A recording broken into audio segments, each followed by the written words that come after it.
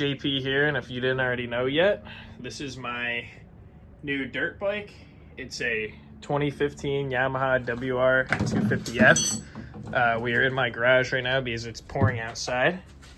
And today we are going to be putting on this IMS 2.5 gallon extended tank.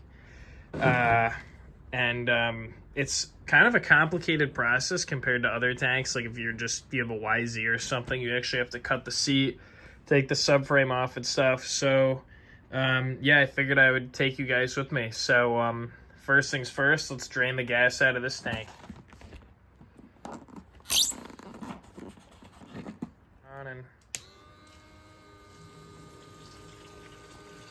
There we go.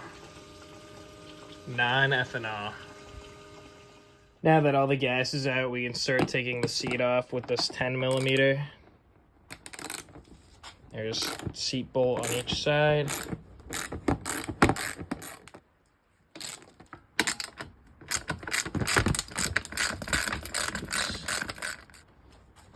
Slip the seat off now. Ooh, it's dirty under here. We'll have to take this airbox cover off as well.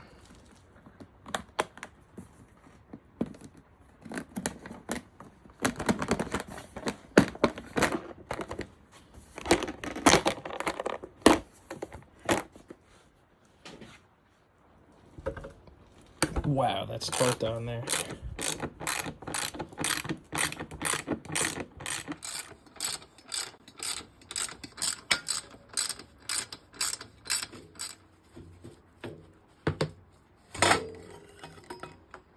There we go. Now I'll take these radiator shrouds off. Oops, wrong way.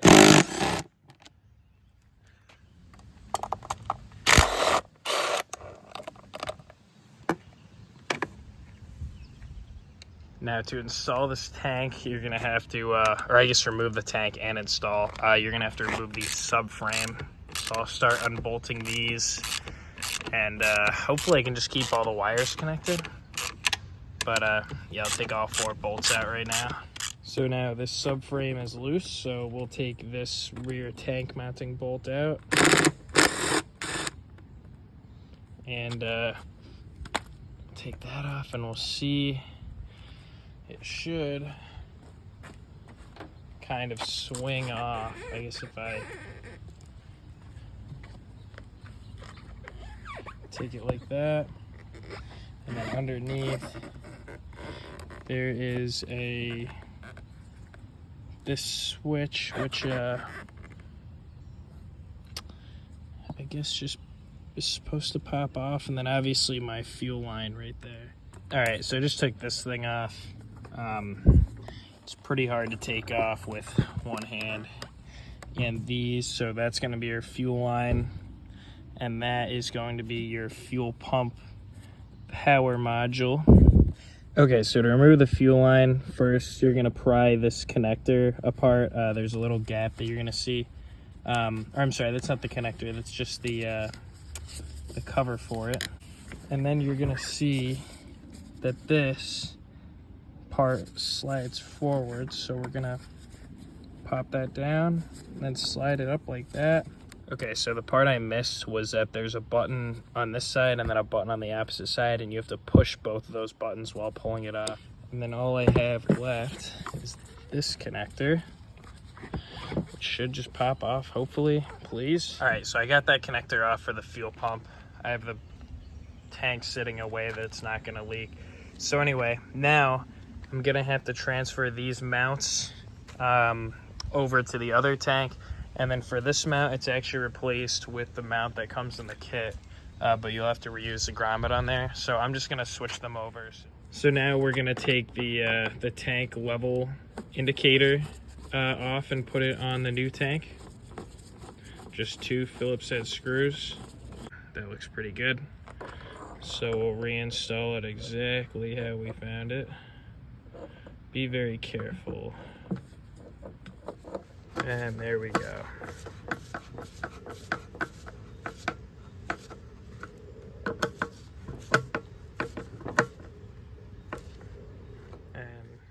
And now for the fun part, the fuel pump.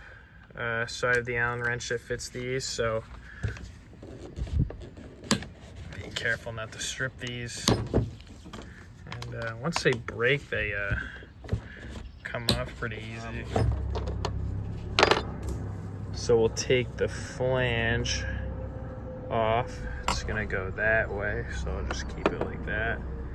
And then this, gonna try to keep in the same general orientation, and like everything you take off, it's gonna bump into a bunch of stuff, and we'll put it in the same exact way. Come on, go in. Alright, hopefully it's at least close. Just like that, and now flange back on. Okay, I see it. It aligns itself. Alright. There it is. I didn't inspect the O-ring, but I'm sure it's alright. This is only a 2015. It's actually a lip seal type O-ring. So now I'm just gonna red Loctite all these and tighten them again. So now that all these bolts are in, I'm just gonna tighten them all so they're like seated but not tight. And then I'm just gonna do the star-shaped tightening pattern, and then do that. And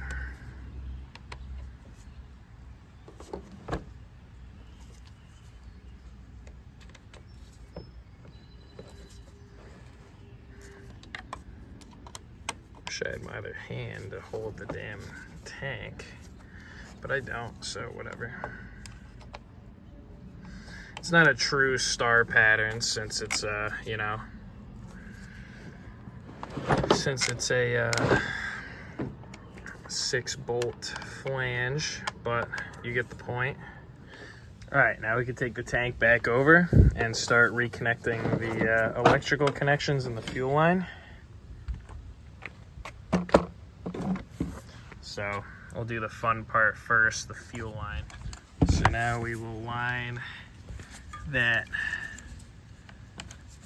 nozzle up with the, oops, you can see down there. And it'll just pop in, I think. Right? And now that gets clipped in. And now we're gonna take our retainer, and what direction does it go in? Let's see. So it looks like it goes like that.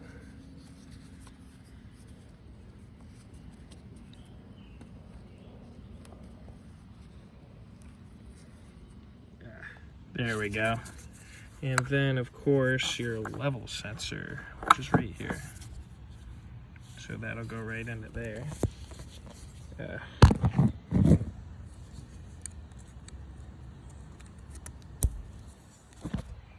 Like that. Now I'm going to pick the subframe up and shove it in there. I'm not even gonna attempt to do that with one hand, so I will pick the camera up after. Guys, well, I finally got this tank on. It was a real pain. But basically, since no one else has done a video on this, I'll just give you guys a few tips. So first of all, I thought I had to take this black part off to reroute the wires, but I actually did not. So I'd recommend keeping that on. When you're shaking this thing around, it's gonna feel wrong, but it works somehow. You just have to like make everything work. And then when you have the tank back there, you're gonna want to put the bottom bolt in for the subframe right here, and then you're gonna want to get everything lined up and then swing the top bolt on. So anyway, I'm just going to put these bolts on. All right, so bolting the fenders on.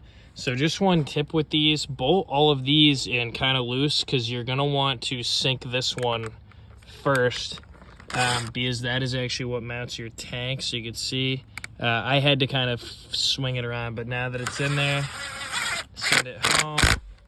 And obviously I don't know why I'm cranking these with the impact. I should really be doing the last part with the ratchet. So as soon as it starts, and this is just a 12 volt, so it's not like it's gonna do anything. And we'll just give these all a good crank, especially the tank ones. Don't want those falling off. That's too deep. I'm gonna need an extension, but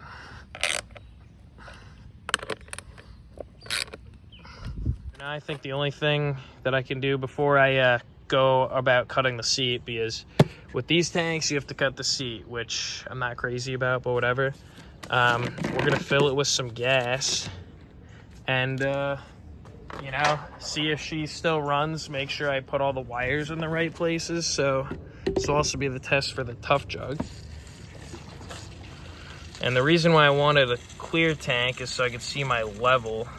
Oh, son of a bitch.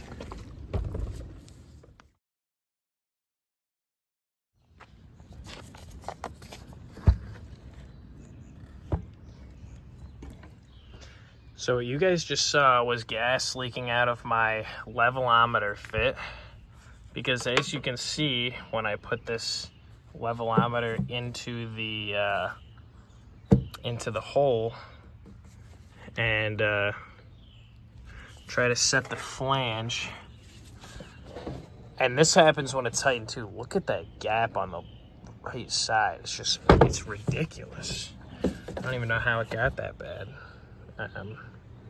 Even when I tighten all the way down, maybe I'll post a picture in the video or something, but yeah, it's bad. So I emailed IMS, and they told me that if this happens, I should sand this fit.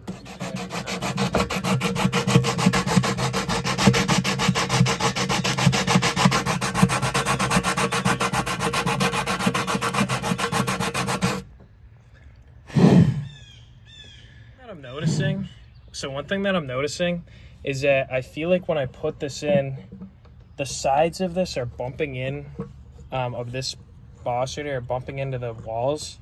So I'm just gonna very carefully set my Dremel to a low speed and just like take ever so slightly, you know, a little bit of material off.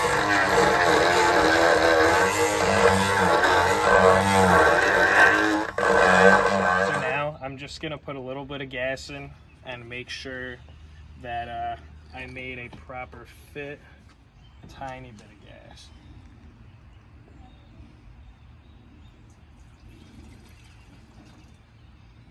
All right, let's see. My luck, this isn't gonna work.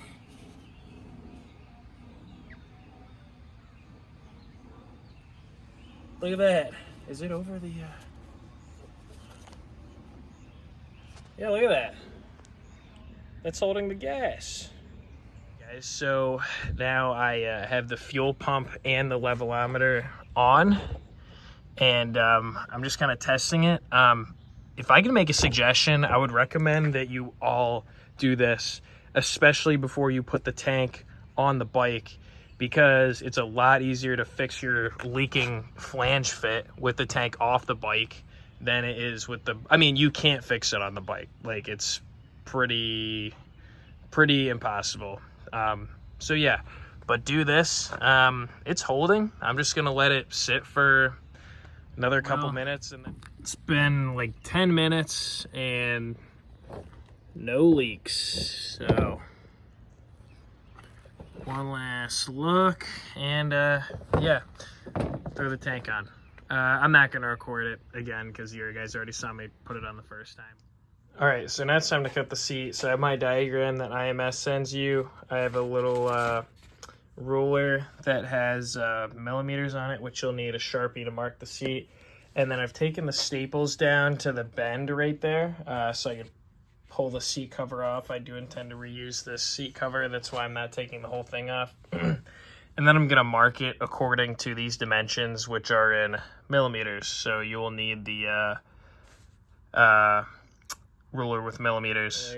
And I found this flower pot, which is, I know I said 71 millimeters in diameter, I meant radius. And this flower pot is right about 140 millimeters. So I figure if I put the Sharpie on the outside of it, it'll be just about 142 or 45 or something, and it's fine if I have a little more space here because it'll be nice if the seat fits. I don't want the seat to be right up against the cap anyway, so I'm just going to trace that, and we'll be good to go.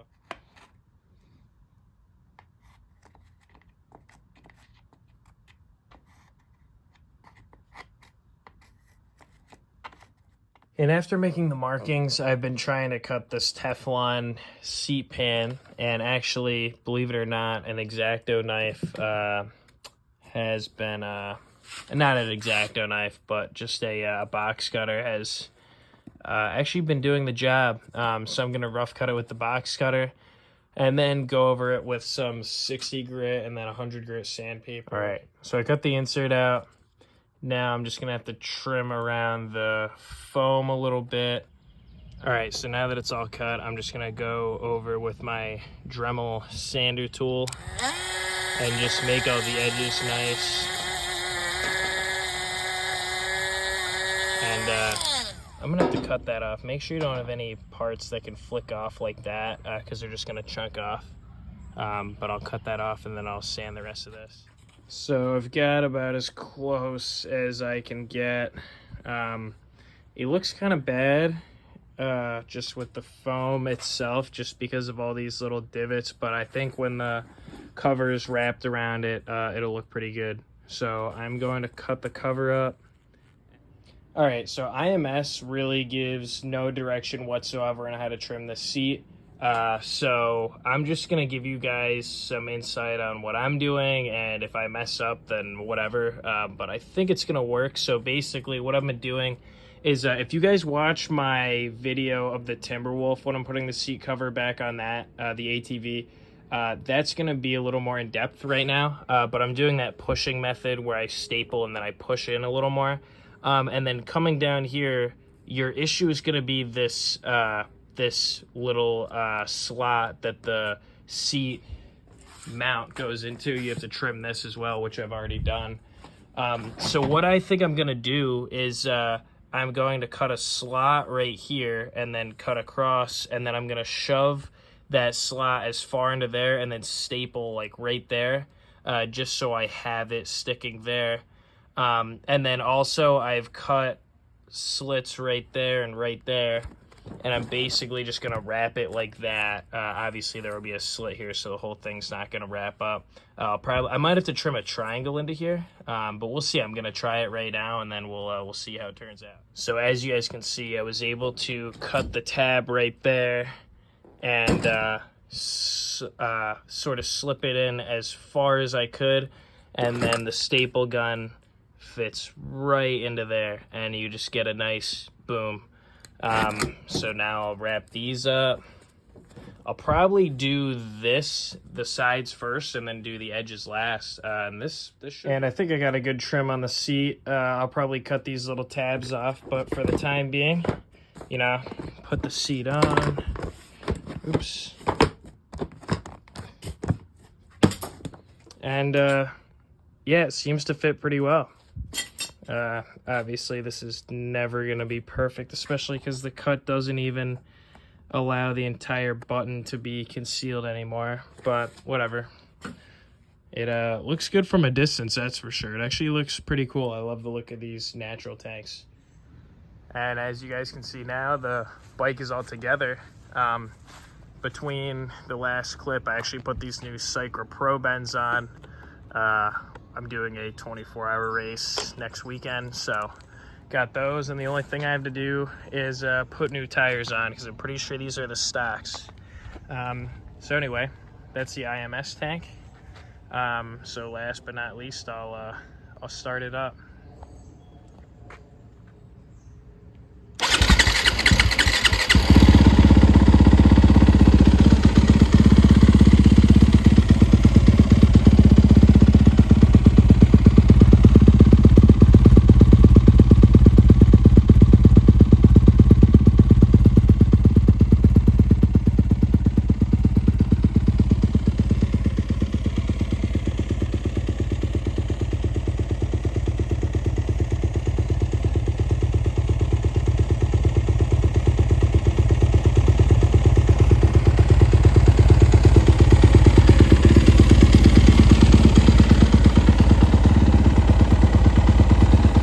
gas lights on because there's barely any gas in the tank.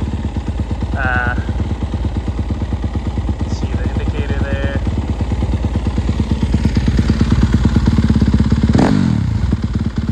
So anyway, thanks for watching.